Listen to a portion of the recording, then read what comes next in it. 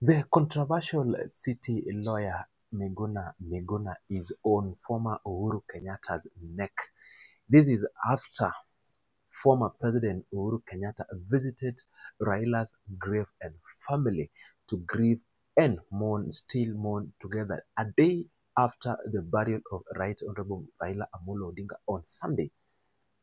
Miguna Miguna on his X account, formerly Twitter, tweet something about Uhuru Kenyatta. And I want us to look at it, then we discuss this thing. Dr. Miguna Miguna said this as I read. Had Uhuru Kenyatta not stolen Raila Odinga's victory in 2017, Raila would have served in his 10 years, acquired and bedecked the EGH moniker while alive, not at some posthumous pity. Why didn't Uhuru ceded power even in 2013 and allow Raila to become president?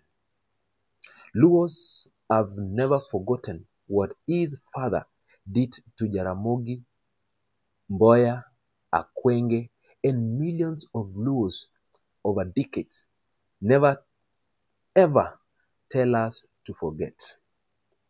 He further continues and say, disposed Uhuru Kenyatta ought to have publicly apologized for his criminal transgressions and sought forgiveness from Raila while Jacob was alive.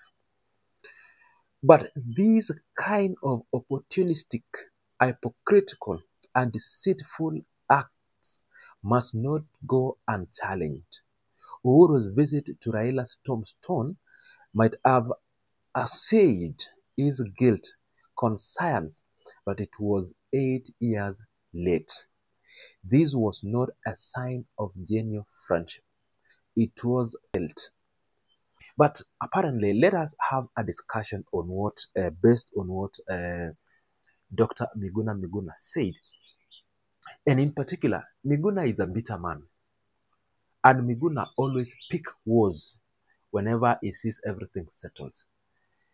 You know, it is ironically that Miguna Miguna supported President William Ruto in the 2022 general election and left his brother from the same community, Right Honorable Raila Amolo Odinga, who was then being supported by President Uhuru Kenyatta.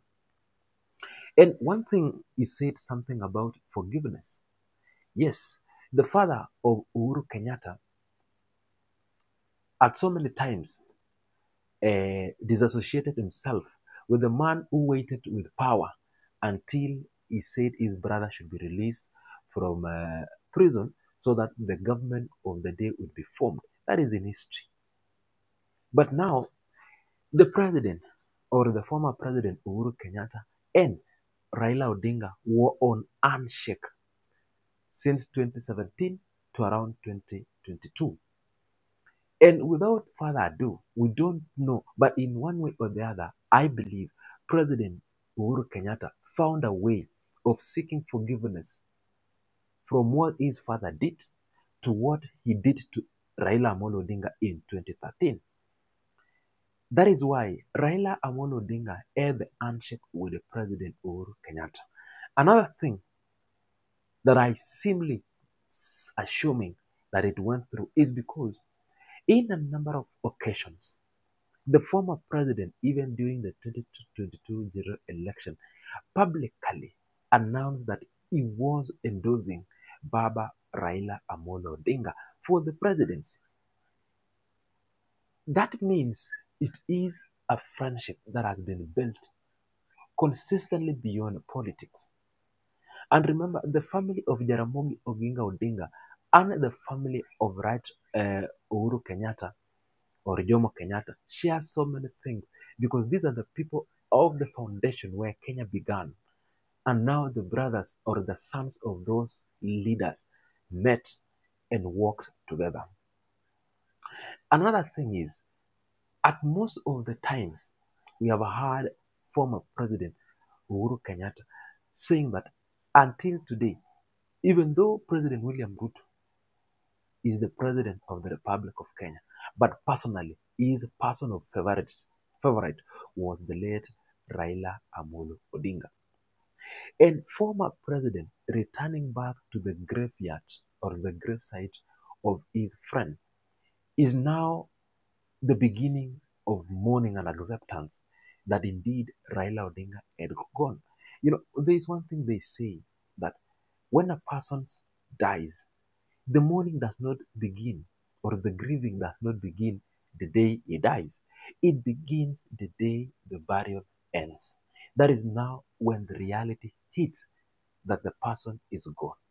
And I think for Uhuru, going back to Opoda farm to grieve with Mama Ida and have a moment of reflection is because maybe Uhuru Kenyatta does not even thought that it actually has happened. It may have seemed that it was an impossible thing that it was being said.